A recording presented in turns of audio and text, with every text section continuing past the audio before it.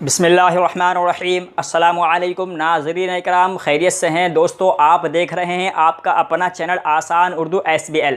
और दोस्तों मैं हूं आपका दोस्त, आपका होस्ट कारी फ़हीम अहमद कासमी। दोस्तों आज हम बात करेंगे मुहर्रमुल हराम के बारे में, यानी ये महीना कितनी अफजलियत और बाबरकत महीना है, आज हम इसके बारे में बात करेंगे दोस्तों। तो चलिए बिना वक्त ज़ाय किए हम शुरू करते हैं। तो नाज़रीन इकराम, जैसा कि हमने बताया कि मुहर्रमुल हराम का महीना बहुत ज़्यादा बाबरकत और अफजलियत वाला महीना है दोस्तों। लेकिन हमारे मुआशरे में और हमारे कल्चर में सिर्फ इस महीने को बहुत ज़्यादा नहूसत और बहुत यह बेहुरमती वाला महीना माना जाता है, क्योंकि इस महीने में हज़रत इमाम हुसैन रज़ियल्लाहु ताला अन्हु की शहादत मुबारका इस महीने में पेश हुई थी।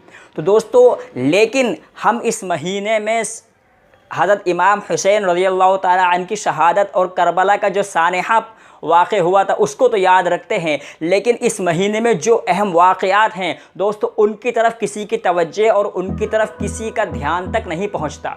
दोस्तों आज हम चंद बातें आपको ऐसी बताएंगे जो 10वीं तारीख़ यानी 10वीं मुहर्रम से ही मुताल्लिक़ हैं। तो चलिए दोस्तों हम शुरू करते हैं। दोस्तों इससे पहले कि हम शुरू करें, आपसे दरख्वास्त करेंगे, आप इस चैनल पर नए हैं तो चैनल को सब्सक्राइब करें, बेल आइकन का बटन ज़रूर प्रेस करें, वीडियो को लाइक करें और शेयर करें। तो चलिए दोस्तों हम आपको ये बताते हैं कि 10वीं मुहर्रम में कौन कौन से अहम वाक़यात पेश आए जिनकी तरफ अवामुन्नास का ध्यान तक नहीं पहुँचता। और हम 10वीं मुहर्रम को सिर्फ इस बुनियाद पर याद करते हैं कि इस 10वीं मुहर्रम में हज़रत इमाम हुसैन रज़ियल्लाहु ताला अन्हु की शहादत हुई थी करबला के अंदर।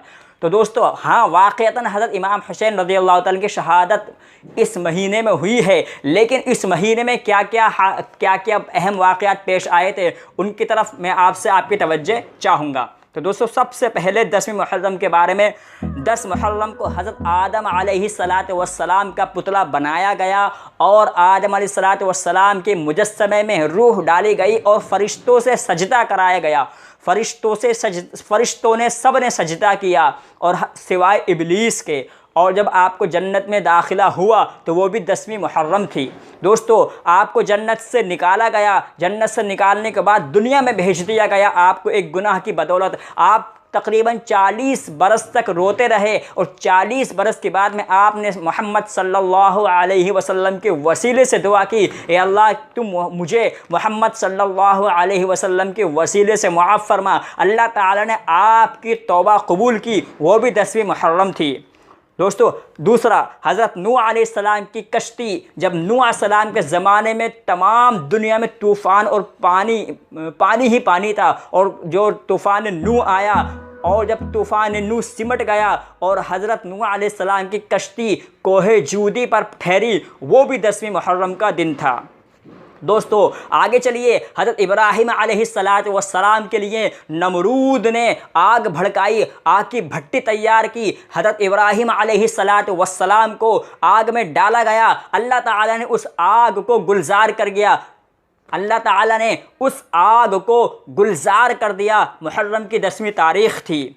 हज़रत इस्माईल अलैहिस्सलातु वस्सलाम को नबूवत जब दी गई वो भी मुहर्रम की 10वीं तारीख़ थी।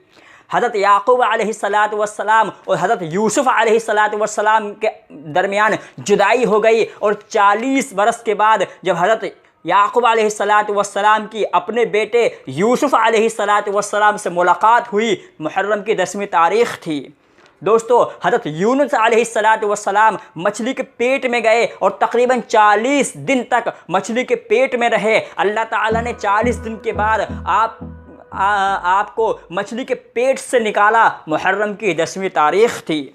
हज़रत मूसा अलैहिस्सलाम जो बड़े जलील क़द्र पैगंबर हैं और बनी इसराइल में बड़े पैगंबरों में आपका नाम आता है, आपने जब दरियाए नील पार किया और फ़िरऔन और उसका सारा लश्कर गरक हो गया, मुहर्रम की 10वीं तारीख़ थी।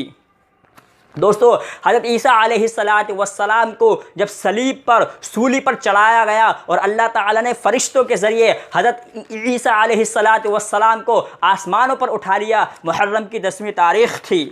और सुनिए दोस्तों, हज़रत मोहम्मद सल्लल्लाहु अलैहि वसल्लम को जब हिजरत का हुक्म हुआ, मुहर्रम की 10वीं तारीख़ थी।